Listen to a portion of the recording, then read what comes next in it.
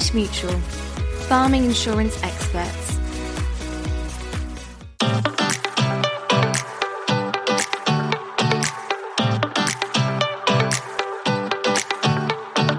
Hello and welcome to this bonus episode of Farming Focus, the podcast for Southwest farmers brought to you by Cornish Mutual. I'm your host, Peter Green. We're following on from our main episode about the Farm Profitability Review last week by asking what it means on a farm level, using my farm and our guest Wendy's farm as examples, with input as well from Jack Pearce from Terra Farmer. Wendy, for anyone who didn't listen to the main episode, can you briefly describe your farm and business, please? Yep. So hello there, everybody. So I farm with my husband, son and daughter-in-law down in Sennan, near Land's End. We're fifth generation farmers and we have a beef suckler herd and a small flock of sheep, which is now run by my son and his wife. And we farm 500 acres. Previously, we were dairy farmers and also grew potatoes for Walker's Crisps. We run a fourth generation campsite, which opened over 80 years ago. And recently, I was very privileged to join Farm Cornwall, the small Cornish charity that does so much for supporting all our farmers. Fantastic. Yeah, lots of different things going on. And that actually is a feature of farms, particularly down in the southwest and in Cornwall. So my farm, about 40 miles to the east of Wendy near Falmouth. We've got a very small beef enterprise, sucklers to store and some to finish.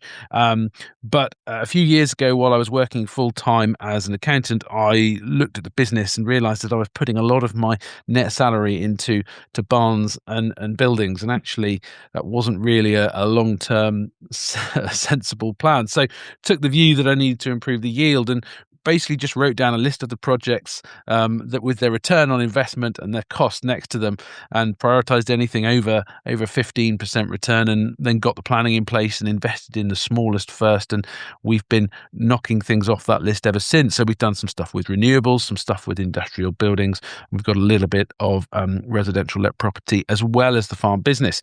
I now add to that by going out and working off farm in advisory and consultancy roles, and I'm currently working on my Nuffield Farming Scholarship as well. So a few different things going on, and that's quite common in different farm businesses.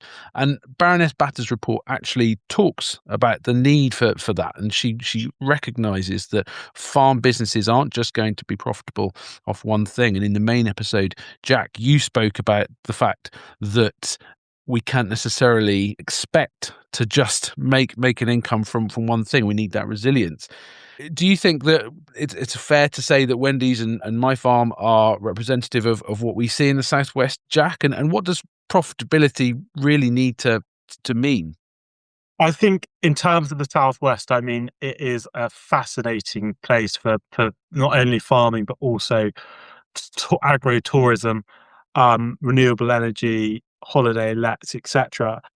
I think that the thing which I always love about working within the rural sector is no farm business is the same, both due to land and infrastructure, but then also approach and structure of the farm business. But I think in terms of profitability, being an agribusiness consultant, the first thing which comes to mind is pound signs, being able to essentially serve the business and being able to take out drawings if that's what the aim of the business is, but also to allow reinvestment and succession to take place.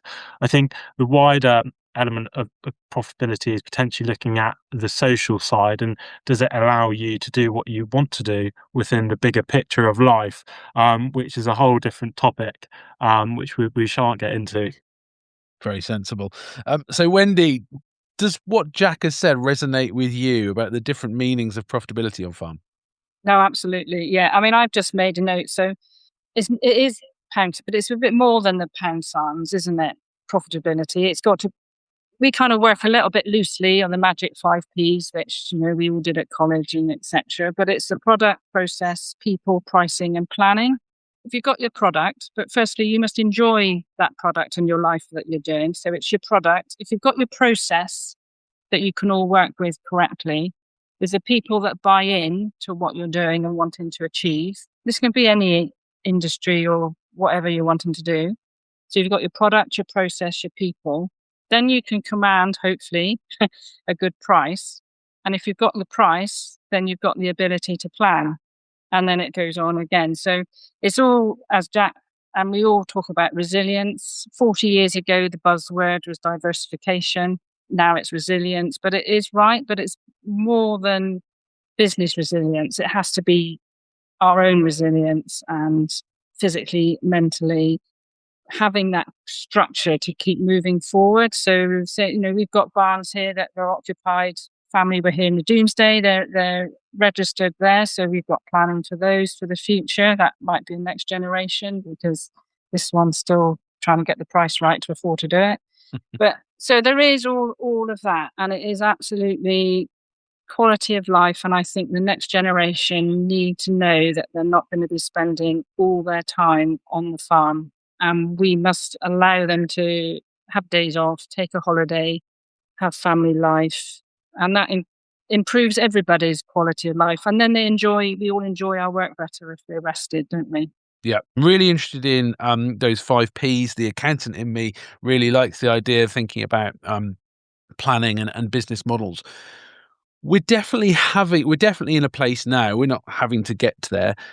You talked about diversification being something we were looking at 40 years ago. We are in a place where we have to have more than one business unit on our farm. So really, we have to look at those 5 Ps for each of the different businesses that we have on our farms. It might be camping, it might be a sheep unit, it might be a beef unit in your case, Wendy. The beef sector's been in a really good place for prices in the last year or two, and the suggestion is that it's going to maybe stabilise this year in a similar place. But what can we make sure that we are able, apart from just another diversification, to manage these different shocks, Wendy, and to make sure that we are also an attractive place for people? So first, I think in every sector, a sector that's doing well, the temptation has historically and probably always will be to get more. Let's go bigger. Let's make more. But actually, that's not always sustainable. So I know John and myself, as a husband, we've done a lot here to try and improve the infrastructure of the place. We had old barns, so we've got barns. We can open and shut every gate. It's got hangings. Now that makes my life a lot easier as chief gate opener.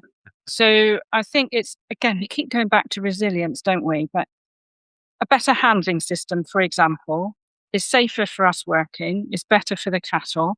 And then it's easier then to get someone to come and work for you. So one person here now can do all the weighing and the worming because the cattle have got that routine. It's not stressful. Yeah. And then if we think something's lame or needs a bit of a treatment, say for forest eye, it's done quickly because it's not a major issue. So this is where the good price is great. And yes, at the moment, but we all know that the potential is it's going to crash. Something's going to happen. Or like, for example, this storm, we've had a roof. Every roof on the place has got damage. Now, we keep up with our maintenance because that is something we feel is really important. So it's a lot of niggly repairs now, but maintain it.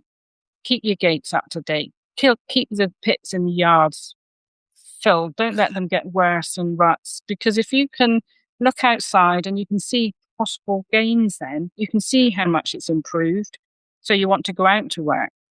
Or do you want to go and see those extra 50 cattle you bought because the price is up and now you wish you had straw and you've gone down with TB? You're just building, I think, and this is all only my own personal view. So others are in different circumstances than us. But I just think you're just building the potential. You're giving yourself too much pressure and the potential that if something goes wrong, oh boy, it's gone majorly wrong. There's reasons that we do what we do, and there's nothing wrong sometimes with plodding on as we are, but moving forward in the direction that us and the next generation want. We don't have to reinvent the wheel. There's a few pieces in there, and it comes back to this resilience or robustness. We talked about resilience a lot in the first series of the podcast in different ways, but you talked there about that I call that technical proficiency. So making sure that the gates swing, making sure that you've got infrastructure which is fit for purpose, that if you are going to outwinter your cattle, that you have a water system which allows you to do that easily. And I talk about the need to make sure that we're hitting 4 different standards or measures to make sure that we are just doing the day job well. So number 1, we need to be producing a quality product that helps us to access markets.